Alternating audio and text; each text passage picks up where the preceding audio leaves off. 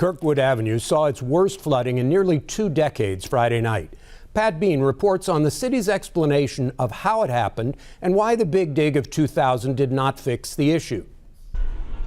Before the turn of the century, the area of Kirkwood Avenue immediately west of Indiana University was prone to flooding.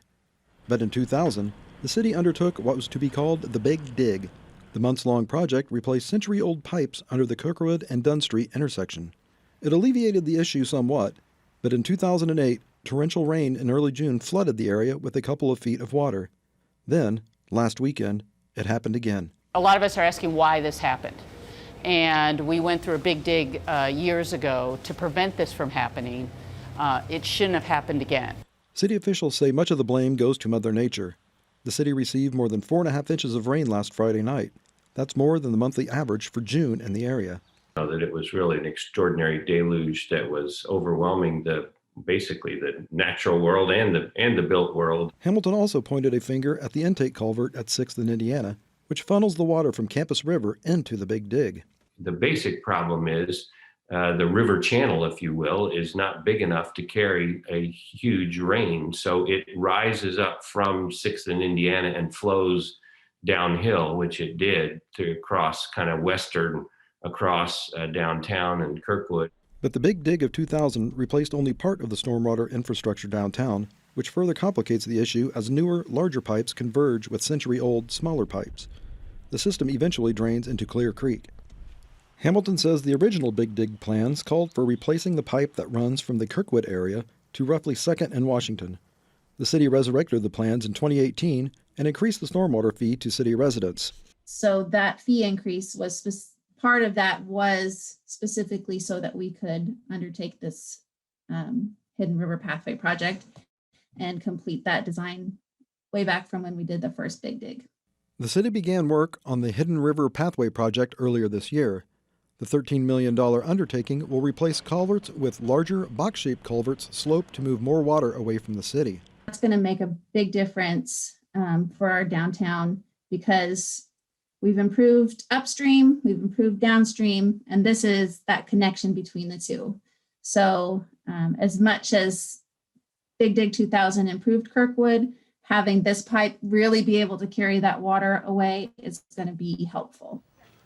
Homeowners along Clear Creek worry that increased flow from the city will only worsen an already bad situation. Several residences and businesses along Clear Creek were damaged by last weekend's floods. And this creek cannot hold it. We have owned these apartments for 38 years. We flooded in 2019 and 21, and we never had that problem before, ever. After the Hidden River Pathway project is completed, Hamilton says the city hopes to tackle the Campus River intake culvert. But the one thing the city has no control over is the climate. Scientists tell us, and we see more of these 100-year events happening, not every 100 years, but more frequently. For Indiana News Desk, I'm Pat Bean. We're joined now by Travis O'Brien, an assistant professor of Earth and Atmospheric Sciences at IU, for more on how climate change could be leading to more severe storms. Hello, Professor O'Brien. Hello, Perry. Should we expect more of these unusual and damaging weather events in the future? What do the studies tell us? The short answer is yeah, we should bank on more of these. From a fundamental atmospheric science point of view, warming adds more moisture to the atmosphere, and all else being equal, more moisture in the atmosphere, when that's lifted, that means more rain, and that's increasing exponentially. There's about 7% more water in the atmosphere for every degree of warming that we go through. We've observed increases in the frequency of extreme events over the last 100 years or so across the United States and in the Midwest. And climate model simulations, which are models that simulate sequences of weather and take into consideration increases in greenhouse gases, they suggest that we should see increases in the frequency of these beyond what we're seeing now. So should we expect a 100-year storm to happen again in 100 years? No, we should.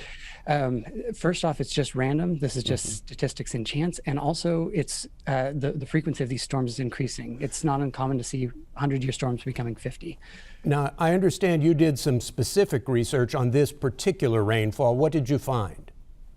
So This particular event put out about 6 inches over about an 8-hour period. If we look back at the record of observations that we have available here in Indiana, which includes daily rainfall, we look at 2-day rainfall totals and look at that from 1895 to present. This was the 3rd largest event on record in Bloomington, Indiana, and it's the largest that's happened in the last 100 years. All of us have heard individuals we know say, my individual actions won't have an impact on climate change. What's your response to that?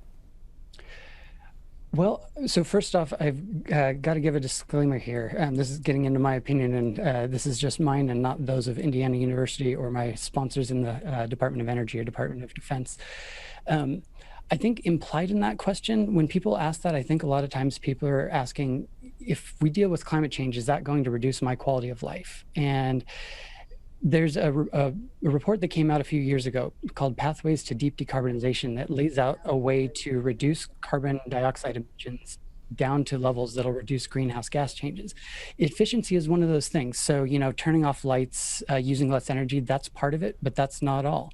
We need to decarbonize energy sources. So using more wind energy, solar energy. We need to use less carbon dioxide intensive fuels like fossil fuels, move more to biofuels.